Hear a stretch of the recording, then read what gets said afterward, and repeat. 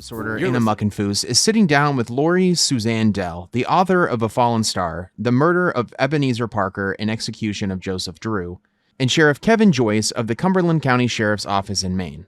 In today's very special episode, they will discuss the life and death of Ebenezer Parker, who is regarded as the first ever line-of-duty death in New England, and the trial of his killers, which is the subject of Lori-Suzanne Dell's book. In this interview, Anna, Lori, and Sheriff Joyce will discuss Lori's book and the ways in which the Cumberland County Sheriff's Department is working to pay homage to their first ever fallen officer.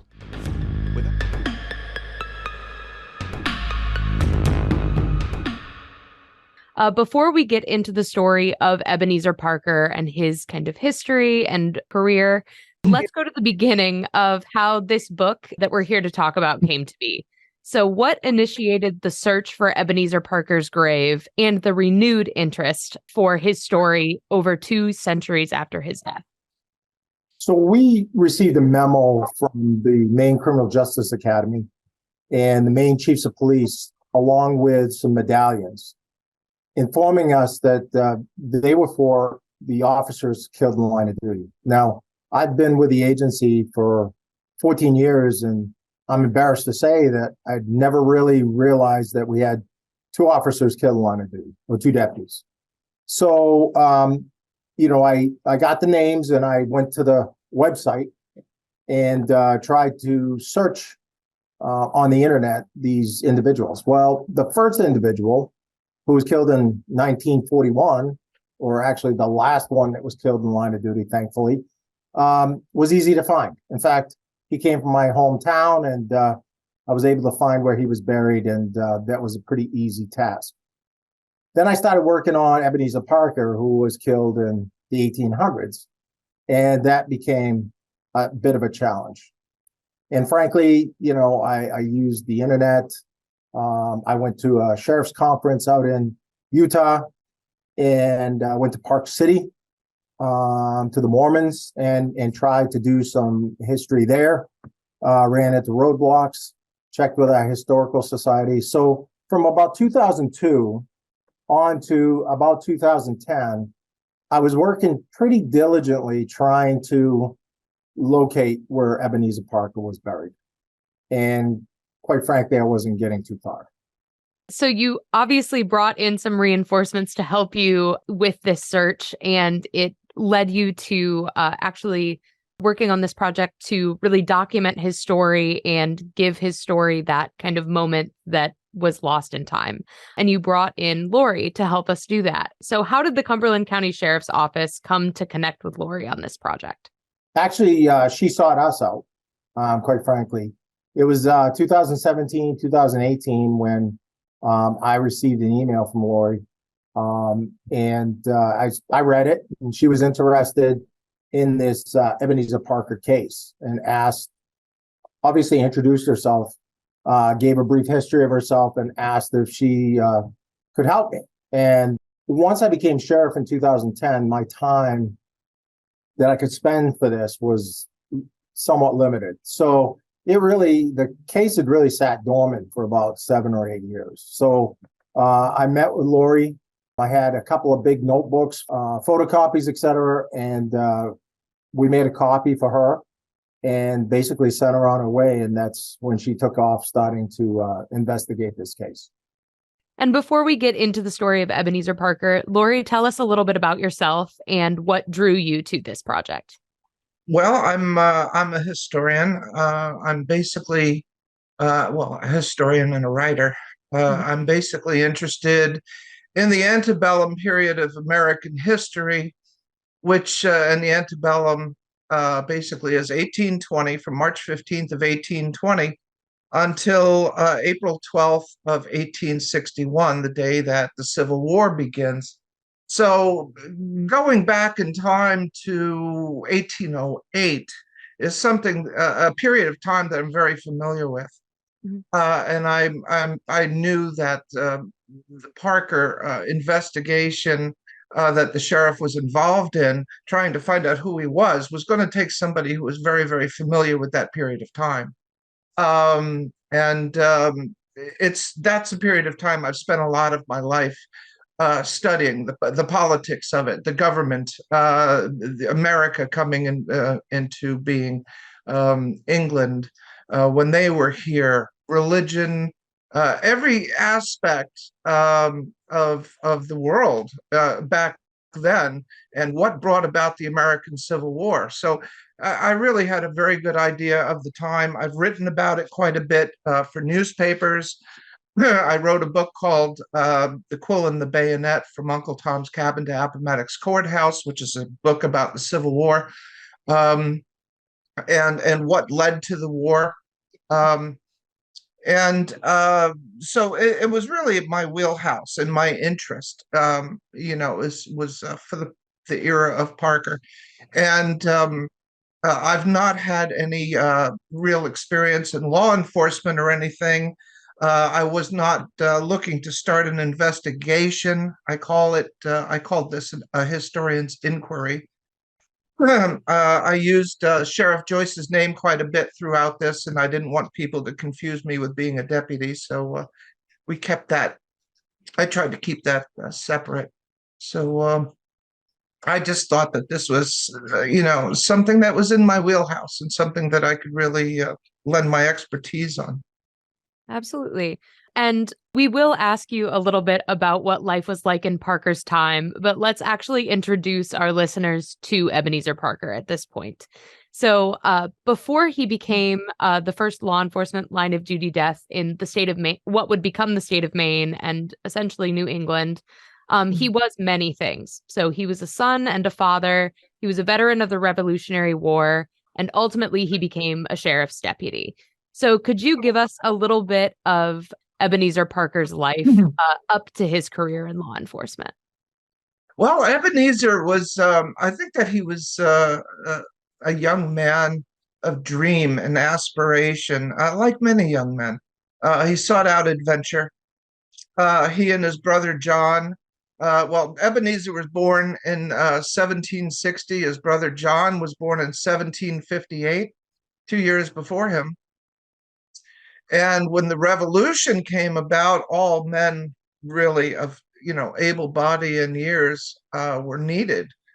And it was a period of time where the Parker men were all on a farm in Gorham and trying to get a farm going.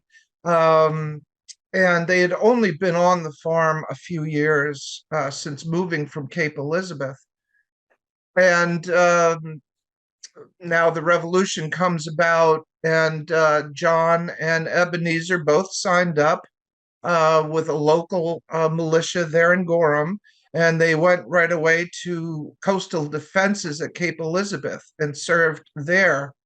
And I believe, Ebenezer at this point is 15 years old. His brother John is 17 years old. And, now they are in place for their first moment in history, which is when the British sail in October 18th, 1775. They sail into Portland Harbor and bomb the city of Portland in revenge for having arrested their ship's captain, Captain Henry Moat, a few months earlier.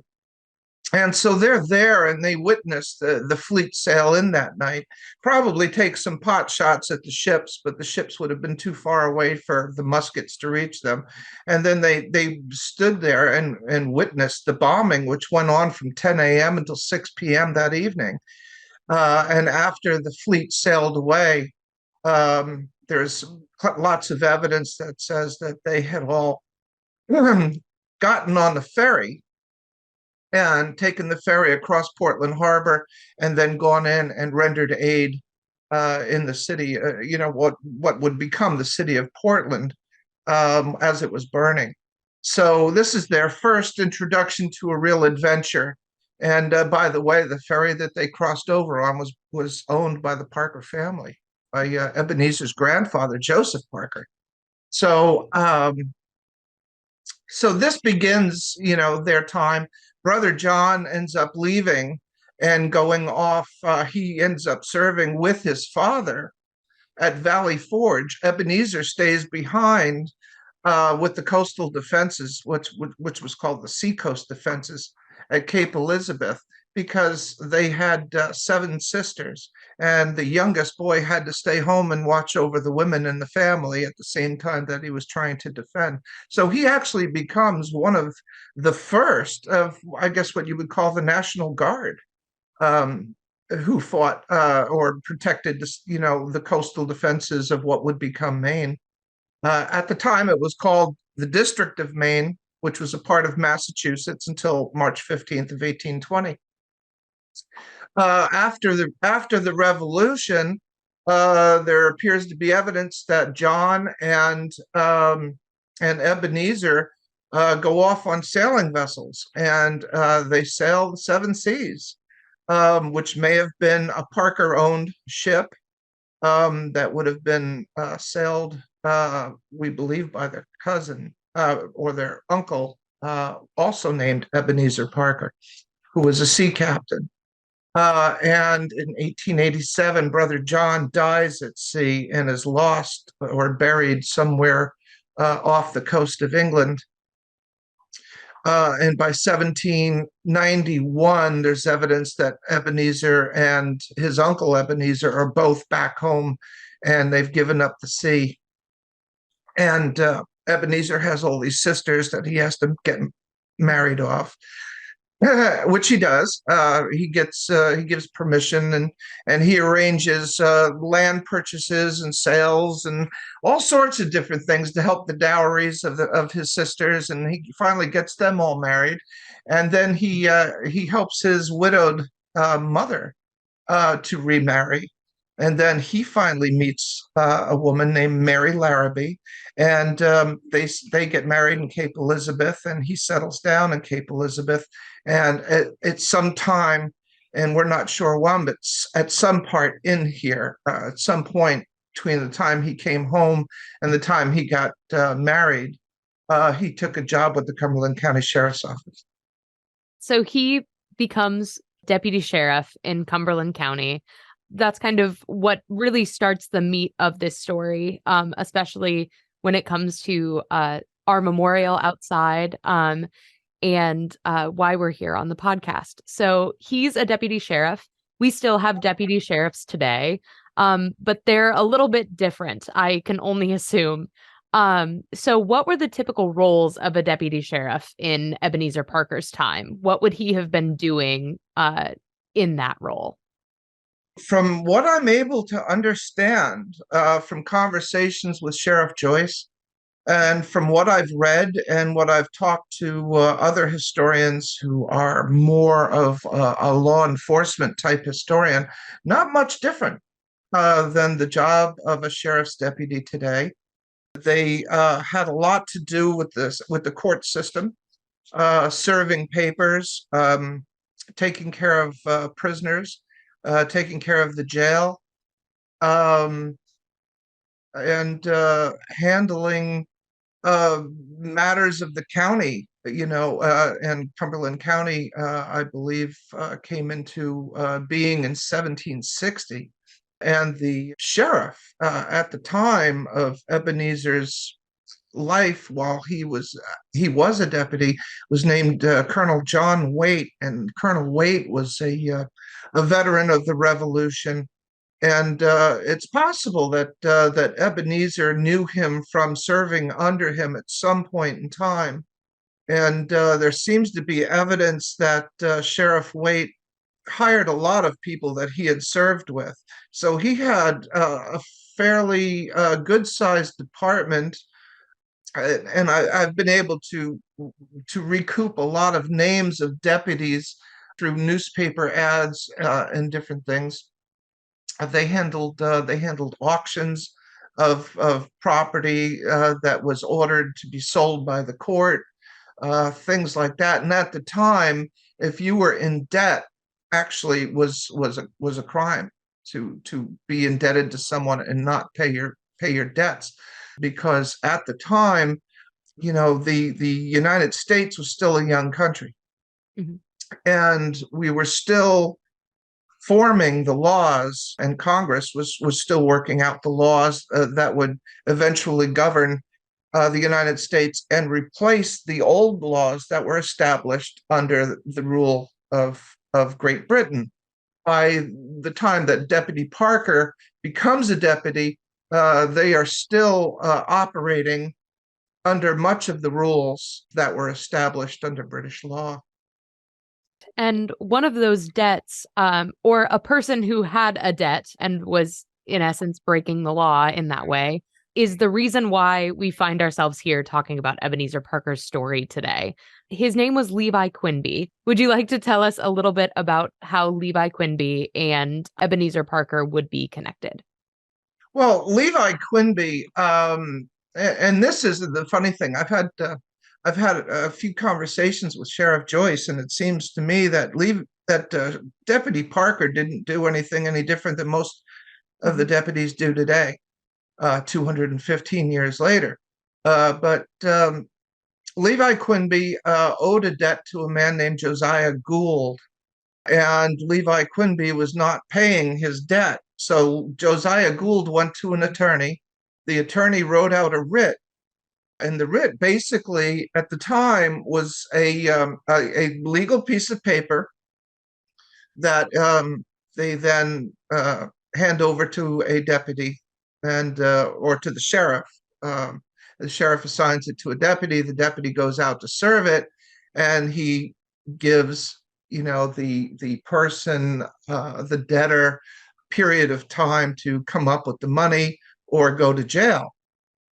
And Deputy Parker gave Levi Quinby 2 weeks to settle his debts.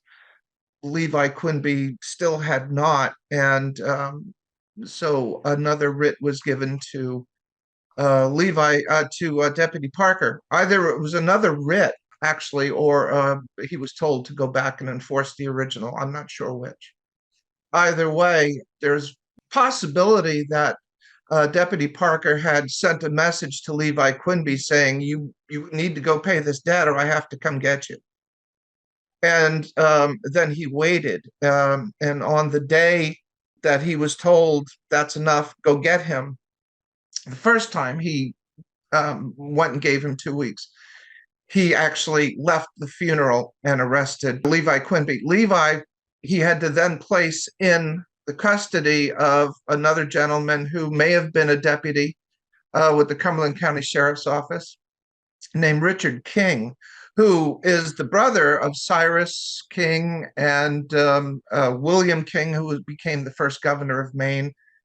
Cyrus, of course, signed and helped to write the Constitution of the United States. So Deputy Parker leaves Levi Quinby with him to rush back to his aunt's funeral. And then when he came back to pick up Levi Quinby, Levi was gone. So Levi was on the run and had escaped. So he gave him time to settle the debt. And when he went and realized I have to go get him, I have to bring him in now, that brought us to the fateful day. Yes, absolutely. And there's another character that's kind of involved in this interaction as well. So it's not only Levi Quinby who Ebenezer Parker encounters on that day. There's also a man named Joseph Drew. Can you tell us a bit about his role in all of this? Well, Joseph Drew becomes the worst of the whole situation. Joseph Drew is a blacksmith who is working for a man named Daniel Conant. Daniel Conant owns the blacksmith shop in Westbrook. The town at the time was called Sacarapa. Today it's called Westbrook. And Levi Quinby was also a laborer in the blacksmith shop along with Drew. And the two knew each other. And Joseph Drew is he's a bad character. He's someone who likes to fight. He's someone who likes to drink. He likes to carouse. He likes to go out and hang out in the old port of Portland at the bars down there, which even to this day is a very, very active bar scene and has its share of trouble. But back then, it was a very, very dangerous place. A lot of seamen sailors hung out down there and liked to fight each other. A lot of prostitutes were there, lots of gambling, lots of fighting. And Joseph Drew, by his own admission, was one of those people who just adored fighting. And he had this belief that he was a man who liked to take up for the lesser individual. He considered himself kind of a hero, that he would pick up and fight for people who couldn't fight for themselves, which really wasn't true. He just liked to fight, and he justified it in his mind this way. And on that day, which was January 11th of 1808, Deputy Parker arrives in Sacarapa looking for Levi Quinby. And Levi Quinby has heard word that Deputy Parker is searching for him. So Levi is running through Westbrook, trying to hide anywhere that he can and stay from Deputy Parker. Levi Quinby has armed himself with a club that he's hidden under his jacket. And he's ducking in and out of buildings. He's ducking in and out of houses. He ends up going into a mill, and Deputy Parker is not far behind him. Deputy Parker goes into one end of the mill while Levi goes out the other end. They're that close, and this mill is basically right across the street from the blacksmith shop. And then Quinby comes back around the corner. He goes into the house of Daniel Conant, who owns the blacksmith shop. He grabs liquor, steals a bottle of rum, and then goes back out the back door and over to the blacksmith shop and goes inside to hide. And Parker follows him back around, and people are going, yes, he just went that way, and are helping Parker to find him. With Deputy Parker are, I believe, 3 other deputies. There may have been more, but I've only received the names of 3 that he has with him, because the threat was made public by Levi Quinby that he would not be taken alive and that he would fight Deputy Parker and kill him if he had the chance. So Deputy Parker brings back up with him and tracks Levi Quinby to the blacksmith shop. And Levi is inside hiding, and asks Joseph Drew to keep him hidden away from Deputy Parker. And Joseph Drew, agrees to do so. So when Parker knocks on the door asking for Levi Quinby to come out, it's Joseph Drew who answers the door. This kind of incident at the blacksmith shop doesn't kill Ebenezer Parker immediately. He ends up being injured and very gravely injured and in a coma. But he was the subject of they tried to save his life. They used fairly revolutionary medical technology in an attempt to save him. Can you talk about that at all a little bit? It's trephining. It's called trephining. And a trephine is when a surgeon bores a hole in the skull to relieve pressure. When Deputy Parker was struck in the head, he was struck twice, but only once was in the head. It left a wound that was 4 inches long. It was 3 inches wide, and it was 2 inches deep in his skull. So it fractured his skull, obviously, from what a doctor tells me, that would have definitely been a fracture of the skull that would have been very deep, and that the brain would have immediately swelled. A lot of blood would have pooled up underneath the skull, and that blood pooling up would have put pressure on the brain, which would have started to retard his life, his abilities of staying alive. So a doctor bores that hole in order to let that blood out and relieve the pressure that's on the brain. And Dr. Nathaniel Coffin, who lived in Portland, his home and his office were in Portland, Maine, which was by wagon and horse. According to Reverend Caleb Bradley, he wrote that he had made it from Portland to Westbrook one time on a horse in about 50 minutes. Oh, wow. So about an hour to get from Dr. Coffin's house, which was on the far eastern side of Portland, to what was just about the far western side, I guess, of Sakarapa. Mhm. So it's quite a distance back then. And he would have Richard King was leading the horses, and he would have taken Parker in a wagon.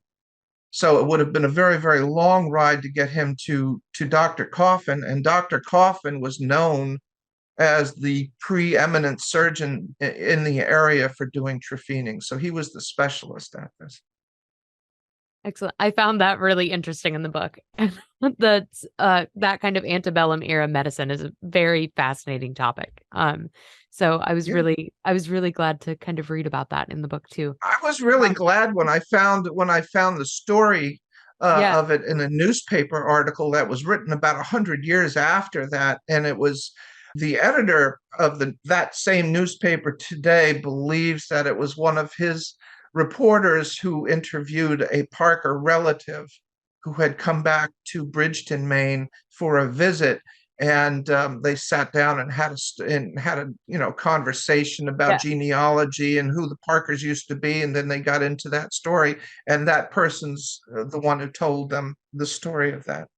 that's interesting. And it's really amazing that he was able to survive that, first of all, that injury, and then make it that long distance to get to treatment. And then he survived. How long did he survive after the actual incident? He made it exactly a week. He made it Exactly. from the date that it happened on January 11th. He made it until the 18th when he died, and obviously I've had an EMS background, although I have not asked a physician this question or any doctors whatsoever. I could say that probably the chances are that the cold weather that they had had in January 11th probably helped to keep Ebenezer alive until he was able to make it to Dr. Coffin's office, because it would have helped to retard the bleeding, and so that he didn't bleed out on the way. That's quite a ride without having any real aid, going on there. So. Especially if you think unpaved roads and in the back of probably laid out in the back of a wagon, like those are not ideal conditions to transport someone who's gravely injured. No, and there was probably, and that we have hills that they Yeah, would have had to have gone up, and it was probably very snowy. I know it was snowy, because the day before was a large fire in Portland. The day before this happened on January 10th, it was called the Haymarket Row Fire in Portland, which destroyed newspapers, which is mhm, why we don't see more about the story of Parker, is because all of the day yeah, before, this stuff happens. Excuse me, on the 17th of January, the day before he dies, it burns. So all the newspapers are gone. So we don't get to read. This is why we're not finding more evidence of it in the newspapers. But they had talked about how it snowed, so we know that. I know when it snowed. So he's going over icy, snowy yeah. covered hills with a wagon, and he's probably really whipping those horses trying to get Ebenezer there. And is a very good possibility, and I haven't been able to confirm this yet, that Richard King was actually Ebenezer Parker's brother-in-law, Mm. because Richard King's wife is a Larrabee and Ebenezer Parker's wife is a Larrabee, but I haven't been able to find the connection to the two sisters yet. And to get back to Levi Quinby and Joseph Drew, obviously they are found responsible for the death of Ebenezer Parker. They're both put on trial, but their trials are a little bit different from one another. So can you talk about that a little bit? After the assault had taken place, the deputies, after they loaded up Deputy Parker, they got help and they went in there and they took Joseph Drew. I mean, he said he wouldn't be taken, but he was. And they got Levi Quinby, and they sat in jail from January 11th until May 28th or May 26th, actually, when the trials began. And in the meantime, they had to wait to see what is the charge going to be. And once Deputy Parker died, obviously this was now this was now murder. But there was a big question in the court whether this was going to be the murder of a citizen or the murder of a deputy, and how they were going to go about doing this. And according to the Chief Justice Theophilus Parsons, in an interview that he gave about this case, and he gave a very detailed description of the case, of every argument that was made by the attorneys, everything that they had to consider in this trial. We're very, very lucky to have found this record, because it really straightened a lot of things out that have been that have fallen to myth over 215 years, and changed the way that we understand the trials. And Joseph Drew, he was when he was tried first, and they had to decide, so do we try him and as a citizen or as a deputy in that murder? Which one did he murder? And they left that up to the jury to decide. So, and then the question became, was this with malice aforethought that he committed this murder? And everybody was trying to. He had quite a defense team, and they were arguing, no, this was a moment of passion. That's all this was. This was a moment of passion, and the jury had decided that when all was done, because he swung the axe handle, not the axe handle, but the pitchfork handle twice, striking Deputy Parker in the back of the neck above the shoulders, causing him to fall. That was the act of passion.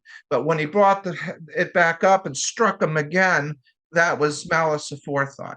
And then the question became, now that we're going to have the separate trial for Levi Quinby as a accessory to murder, because during the event, Joseph Drew throws a sledgehammer. It bounces off of Richard King's chest, and Drew backs up, and Quinby had thrown the pitchfork handle out into through the doorway. It landed at right behind Drew's feet, and Drew reached back, picked it up, and that's what he bludgeoned Deputy Parker with. So, but then the question became, did he do that with the intention of helping Joseph Drew? And it went through several different questions, and somehow or another they came to the conclusion that Levi Quinby did not intend for that to be a murder weapon when he threw it out through the doorway, and he was found not guilty and released.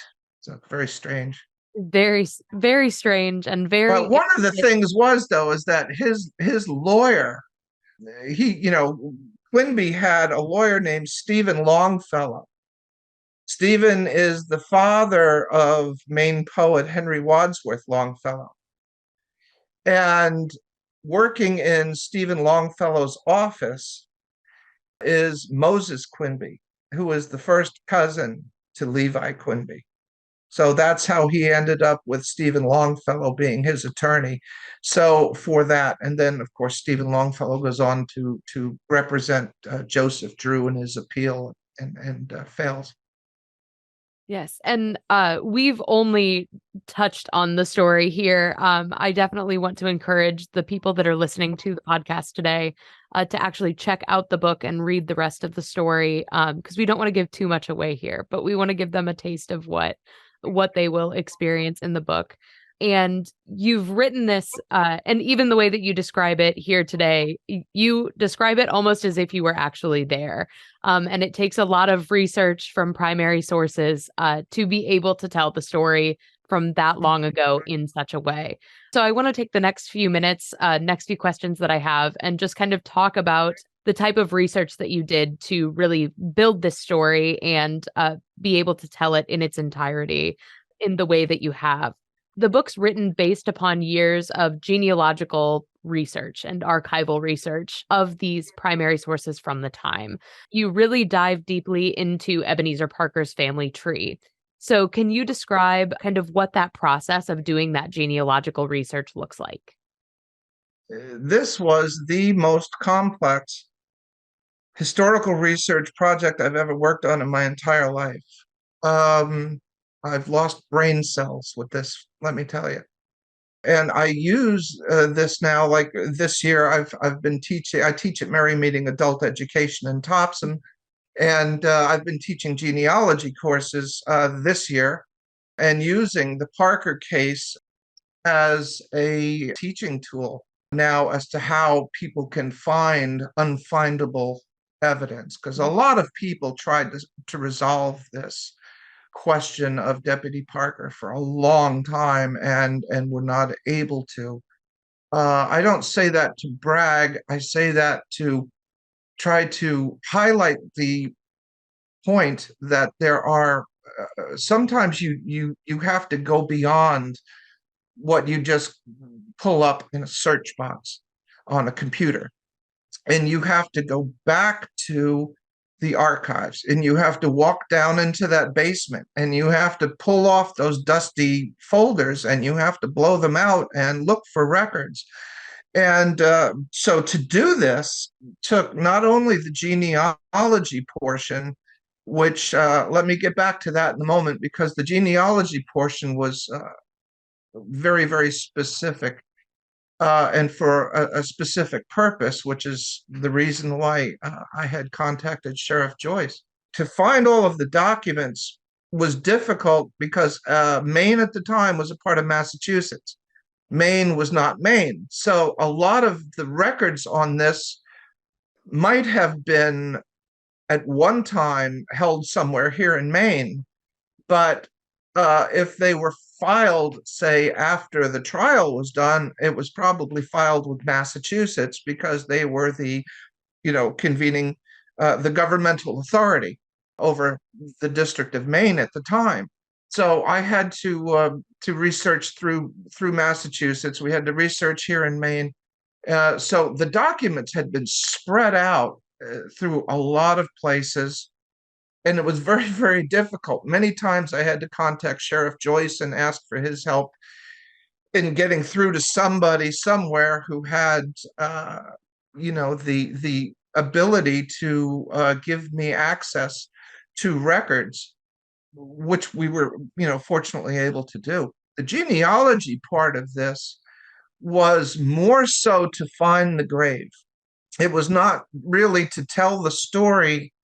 And it did help to tell Deputy Parker's story, of course, knowing, how many sisters he had and whatnot. And it ends up actually proving point that we come to later on with some documents that come up that point me right into the cemetery. But I needed to go and find every single member of the Parker family. I had to find their graves. I have to know, where are they buried? And I need to know, do they all have headstones? Are their graves still findable? And I went to, here in Cumberland County, Androscoggin County. I went to Bridgeton. I went to Westbrook. I went to Gorham. I went to Durham. I'm in Freeport. I'm in I'm all over the place. And everybody in his family, I found their graves, and they all had headstones. And that brought me down to a list of certain members of the family who I could not find. No matter what I did, I could not find. Well, what did they have in common? They all lived in those years surrounding Ebenezer Parker. They all lived in Cape Elizabeth, and they were all his immediate family. So there's three things that really tell me that this cluster of people at this cluster of time are what's missing. And, so now I knew exactly who I'm looking for. So I've got more people to look for instead of just one, which makes it a little easier to do. And you did end up coming up with a bit of like a short list of where you believed that the grave may be located. Can you tell us a little bit about what kind of investigations you did to attempt to confirm that those locations of those graves, and then the challenges that kind of arose as you were doing those investigations? Well, I went to a number of graveyards. First of all was to decide, well, what graveyards existed at the time of Ebenezer's death in 1808. If the cemetery didn't come into being until 1830, well, that's automatically eliminated. So we don't worry about that. If historians are telling me they stopped using this cemetery over here in 1777, well, then that one falls off the list. So, by process of elimination, that was the first step, was to narrow down, the number of cemeteries. And then we started going to the cemeteries. In the general area, I had started with historical theory has been a huge part of this entire inquiry all along. And historical theory is where it's like a bridge being washed out. You're driving down the road, and all of a sudden it's like, wow, there's no bridge here. How do I get to the other side of the road? Well, you build a bridge using historical theory, and then you cross that bridge, and that brings you back to the next part of the road that you can continue traveling on. If you go over that bridge of historical theory and that road is not there meeting you, then your historical theory is incorrect. If you can finally get over that bridge of historical theory that you've designed and that road is there to meet you, you know that your historical theory is probably correct. So using that, is it possible that he was buried in this cemetery? Oh, probably not likely, because, well, this one's been eliminated. But first I would actually go there and look. And one of those cemeteries, the Long Creek Cemetery in South Portland, was one of those cemeteries that I had to ask Sheriff Joyce to help me get access into, to look at, because it was behind the closed gates of the 133rd Air National Guard in South Portland. So, and this was at the time of COVID. So, not only are there heightened security measures, but COVID's in place and whatnot. And this Long Creek Cemetery is there and had to be looked at. And Sheriff Joyce was able to contact Lieutenant Colonel Brian Kammermeyer and get me permission. And Lieutenant Colonel Kammermeyer opened up their records that they had there on the base about the cemetery, which provided no information on our Parkers. And then he took me out for a tour of what was left of the cemetery. It was about 18 graves. And historian Leonard Bond Chapman had said back in about 1895 to 1905 in an article that cemetery had hundreds of graves. So that told me, well, there's nothing I could do. There's no list of names. Chapman's telling me this was hundreds of graves. It's now down to 18. This one's off the list. Even if he's here, there's nothing I could do. So we just moved on, and kept eliminating graveyards. And then we came down to the Eastern Cemetery in Portland. And we had, there was really good reason to believe that he could be there. His sister Deborah, her husband, and two of her children were there. Sheriff Waite was buried there. Many of the lawyers who were involved in this case were buried there. The former jailer of Cumberland County was buried there. Many of the people who knew Ebenezer were buried there. And many of the jurors that had been in both trials of Ebenezer and Joseph Drew and of Quinby were also buried there. And this was right around the corner from the doctor's office and everything. And so that became a prime target. And when we were done examining that cemetery, it turned out he wasn't there. I then decided, well, I've got one more cemetery left, and that's in Cape Elizabeth. But I've never found anything that suggested he was buried there. Nothing, not a thing. And I'm like, I've already looked at this and eliminated it once, but I have this feeling and I have to go back and look at it again. And it was just about that time that I had been involved in a conversation with Mark Sweat at the Westbrook Historical Society, and I was helping him on another mystery of a missing woman from 1937.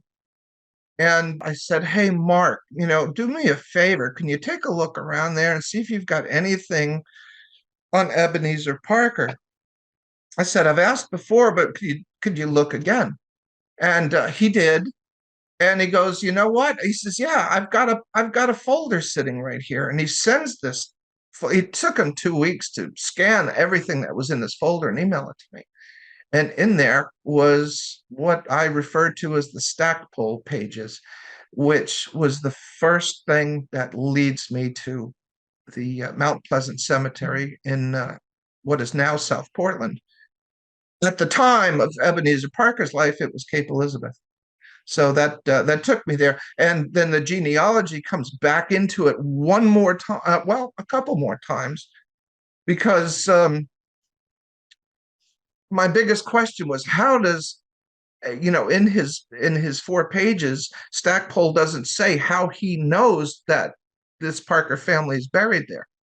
So I decided, well, I can't figure out how he knows this, but I have to know. So I did Stackpole's genealogy and found out his sister was married to Gardner Larrabee. Gardner Larrabee was the grandson of Ebenezer's sister. So he was family. That's really interesting. And it always tends to be the last place you look, which is very, very interesting. But do you recall how you felt in that moment when you realized that it was most likely that he was at that Mount Pleasant cemetery? Oh, it was absolute disbelief. I can't forget how I felt, because I was pulling up and going through all of these scans in the computer. And all of a sudden I'm like, all right, I'll go look at the next one. And this was getting really tired, because at this point, every time I looked over somebody else's stuff, I was so involved in the research that I could look at something that somebody had, and by the time we got through the first sentence of it, I could go, nope, that's wrong. Nope, that's wrong. Nope, that's wrong. Nope, that's the other guy. That's the guy in Goron. That's the guy. And I could just file right through stuff. And now all of a sudden comes these 4 pages that I had never seen. And I'm like, and I'm reading it, and I'm like, yep, Joseph Parker, his life, yep. What are you leading up to? Yep, so you're telling me this story. And I'm looking at it and I'm going, boy, this reads like Everett Stackpole, whose history I am well aware of. I know his writing very well. And it didn't have his name on it. It was just these 4 pages that were written. And so as I go through it, I'm like, well, okay. And he gets done going through this long list of family and talking about who these Parkers were. And he's talking about Cape Elizabeth. And he says, so they lived here and they had this property here and they worked over here. And I'm like, yep, you're up on the hill. Yep, you're around that cemetery. Yep, I know. Okay. And then he says, and I have visited, the cemetery, twice visited the cemetery with the long Parker lot of, stones, small field stones not inscribed. And I almost lost my mind. I was like, that's what you were leading up to. Oh my God. He doesn't mention who's buried there. He can't, because the stones he describes as being small field stones not inscribed. So what he's seeing, I believed all along, was that the headstones had fallen, the grass had grown over it, and he's seeing the backside of the stones. This is what I had believed. And so that's all he's seeing. And of course, he's not seeing any writing. He's just seeing these stones and going, okay, so they're all sitting here. So, and I'm like, but how do you know this? How do you know these are the Parkers? So, and we got into it, but it was absolute elation. I reread, the whole line like 6 or 7 times.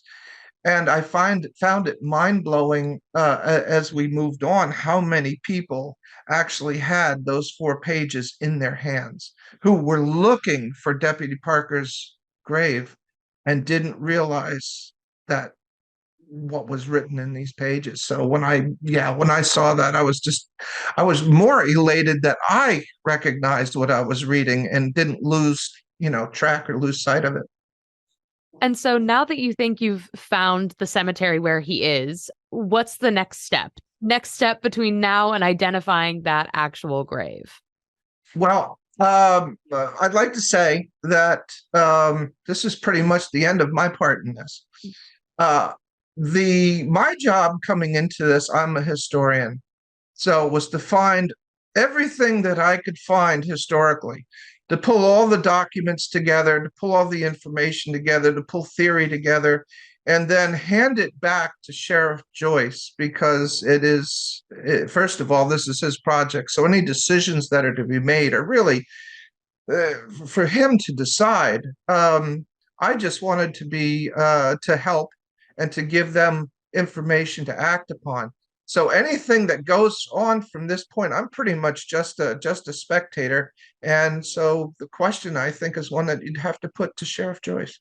So I will put it to Sheriff Joyce. Lori has done all of this kind of historic background and led you kind of in that right direction. What do you think the Cumberland County Sheriff's Department is going to do next with all of this information, especially now that you feel like you have a place where we may have actually found this grave, or at least the cemetery where he is? So in last December, we contacted one of my evidence techs, went to the National Forensic Academy down in Knoxville, Tennessee. He came to know an individual by the name of Peter Leach that works for Geophysical Survey Systems Inc. in Nashville, New Hampshire. They do ground penetrating radar. So we actually went over the area that Lori identified as potentially being the lost Parker lot. And we recently, within the last month, got the results back. What we can say for that area that really is a grassy area, it's suspect because there's no headstones with the exception of a couple. There are artifacts under the ground that look like headstones. In fact, it also looks like at one point there was a pathway that went through there based on the ground penetrating radar. So, it's my intention to work with the Mount Pleasant Cemetery Board of Directors. I have to add that when I was doing the research, one thing I found out that was consistent was that Ebenezer grew up in what we call the Mill Creek area of South Portland, which at that time was Cape Elizabeth. And after all of this work by Lori, this Mount Pleasant Cemetery is in the Mill Creek area of South Portland. So it was kind of one of those where the answer was kind of right under our nose. It's just that we didn't know about it. So I do want to work with the Mount Pleasant Cemetery Board of Directors. I would like to honor Ebenezer. We honor the fallen today, rightly so, for what they've given, their sacrifice, their service. I don't think Ebenezer Parker in 1808 got that. I know he didn't get the honor that he deserved that we give today. He's a name on the memorial wall in Augusta, Maine, and obviously in Washington, D.C.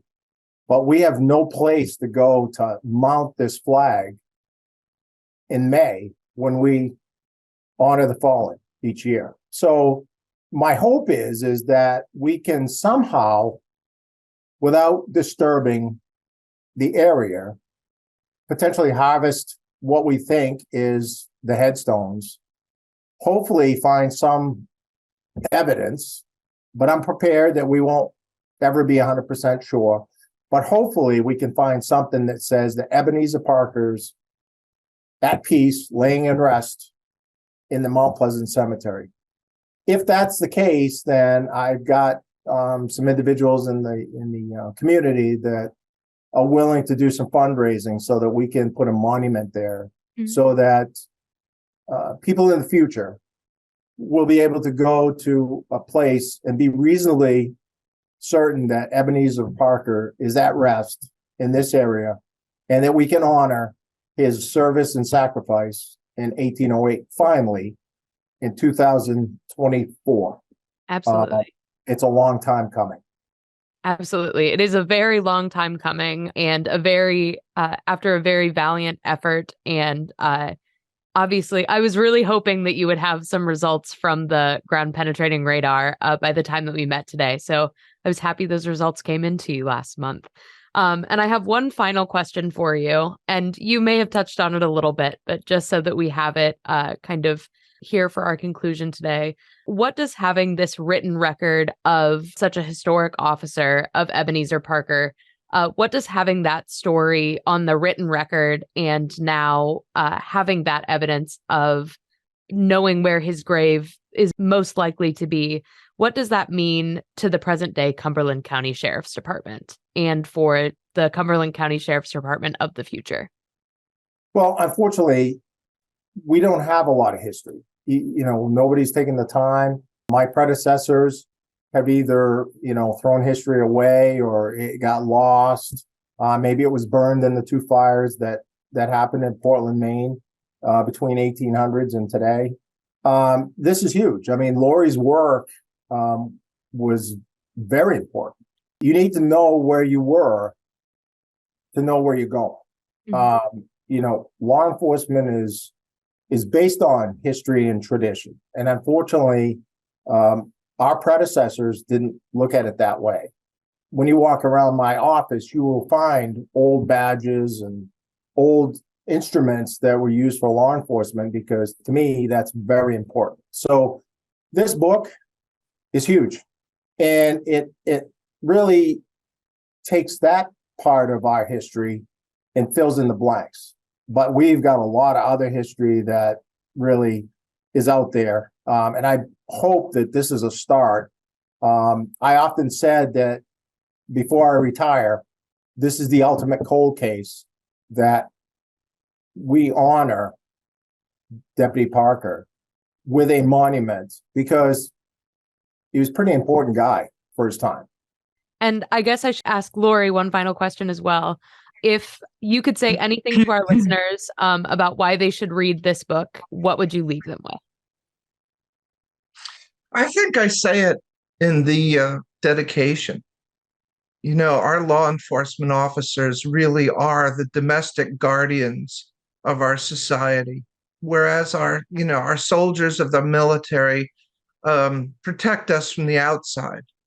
Our society, our democracy is created and it's established and run by its laws. And law enforcement, they are the guardians of those laws. They enforce them, they protect us with them. And I think that it's very important that people have more of a respect for what law enforcement does on a daily basis. I don't think that people have that respect anymore. They used to, but I think that they're losing it. I don't believe that it's being taught the way it used to be, especially back when I was a child. And so I would hope that takes place.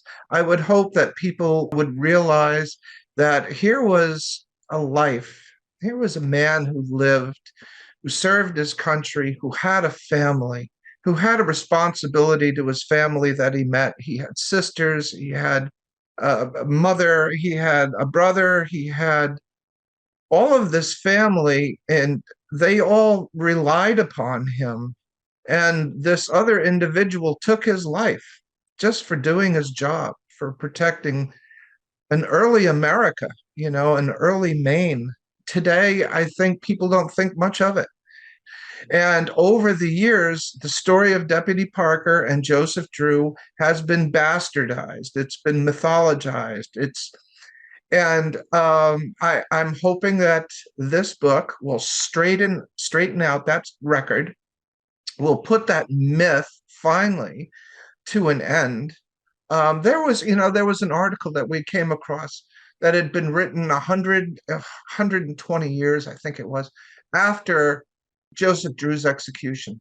And it was a romantic piece written in a newspaper in Westbrook about Joseph Drew being buried in the Sacarapa Cemetery, and a little girl who had always been in love with him, who was delivering flowers to his grave. I mean, it was this ridiculous story. He's not even buried there. And it was just absolute ridiculousness. And a lot of these stories came out about Joseph Drew, and he was mythologized. whereas Deputy Parker was bastardized. And so I'm glad if my book can finally put that myth to rest and reverse it and tell who was the good guy and who the bad guy really was in this story. Absolutely. And thank you so much for taking the time to talk with us today about the book, A Fallen Star, which is available now. Thank you both so much for speaking with us today. Thank you for having us. Thank you.